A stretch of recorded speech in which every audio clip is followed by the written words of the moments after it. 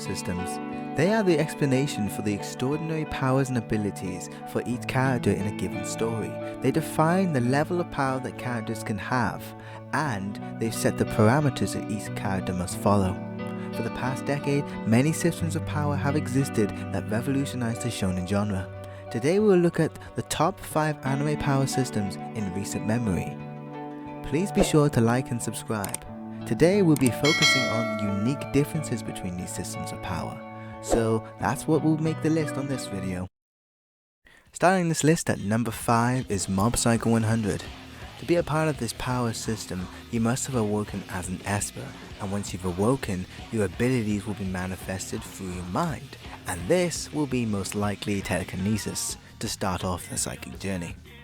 After that base level of power, as you would call it, specialized ways of utilizing it are applied to create psychic abilities that are unique and creative. You've got some people that can teleport, some people that can create barriers. Well, most of them can create barriers.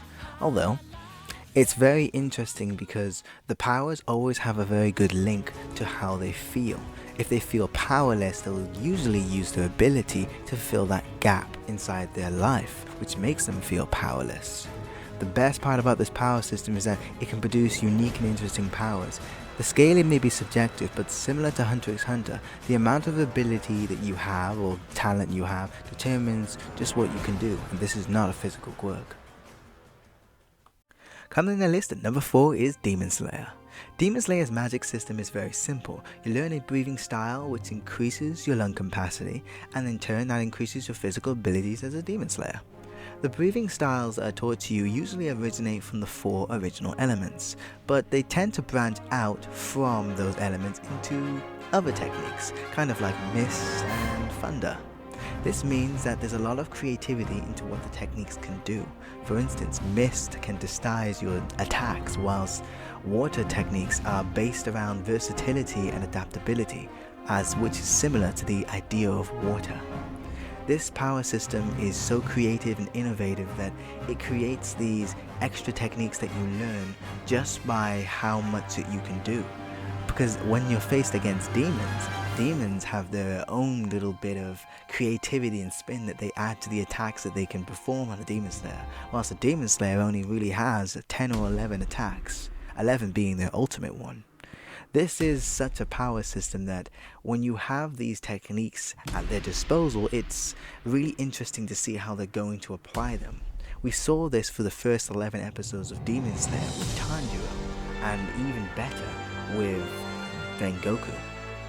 If this power system continues forward, it really shows how much 10 techniques can make a huge difference than 1,000 techniques that are not very well understood. Coming in at number 3 on the list is My Hero Academia.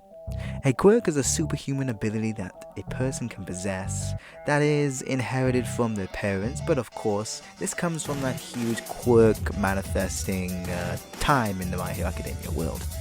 This means that people can have specific abilities that change their body and how it works and how it functions. This can be a regular quirk such as the Mitter one, where they can generate or control a certain thing. This is kind of like Todoroki.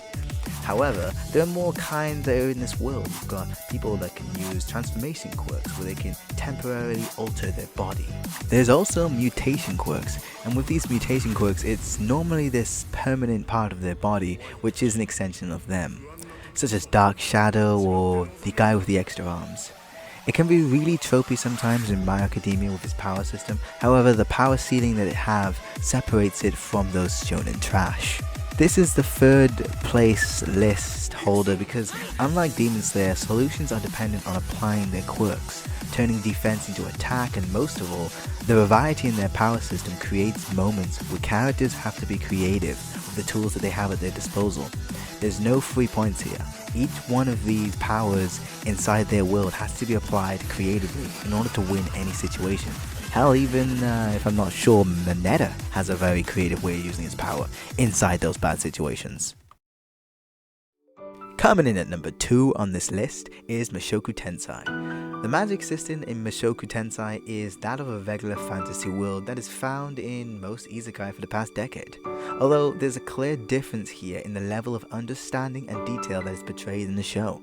In the show, to perform magic you require mana, incantations, and understanding of the spells you want to cast. That tends to be where most shows keep their power system. However, Mushoku Tensei is not seeing that this is enough. It created 3 different kinds of power systems inside this system. You've got attack magic, you've got healing magic, and summoning magic, which is the 3 kinds in this world. Now, at first glance, you may say this is what you would regularly find. However, these are separated into schools of fire, earth, wind, and water, which again is not necessarily detailed. But when you compare this to Isekai Cheat Magician and you compare this to a show, let's say Wise Old Man's Grandchild, these 2 Isekai shows are not on the same level in terms of their power system, because when the main character is performing these spells, it tends to be a given to only give one explanation onto how they work.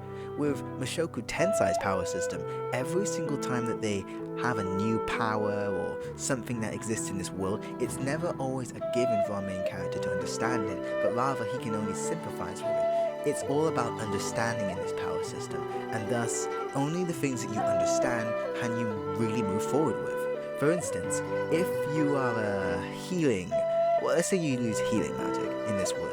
If you use healing magic, the level of healing magic will depend on your level of understanding of medicine. If your level of understanding of medicine only really limited towards stopping bleeding, then I suppose that's where your abilities will lie, stopping bleeding. However, if you are a doctor, let's say you are a doctor reincarnated back into this world, then your level of understanding of medicine would be applied directly to the power system, and you would understand healing at that level. I've heard in the manga that at certain points people can even heal limbs back onto bodies. That is how deep the power system can go. It's all about understanding, and as the world progresses, the main character is moving forward in this exact area. He's learning things about the world and it's opening up in its own way, and thus his magic is improving and his understanding of the world is moving forward at the same time. These 2 progressions make the story a delight. And honestly, it's on this list because of that reason. Its power system takes it past the generic levels placed in those 2 previous isekai, and it expands it into its own little web of intrigue and excitement. Please be sure to like and subscribe, because if you don't, then I'll definitely probably be homeless in the next few days or weeks or months. But, eventually, it'll make me homeless eventually. Coming in at number 1 on the list, Jujutsu Kaisen. Now, the power system in Jujutsu Kaisen is based on cursed energy manipulation. To explain what this is, cursed energy is the power that fuels all cursed techniques. Cursed energy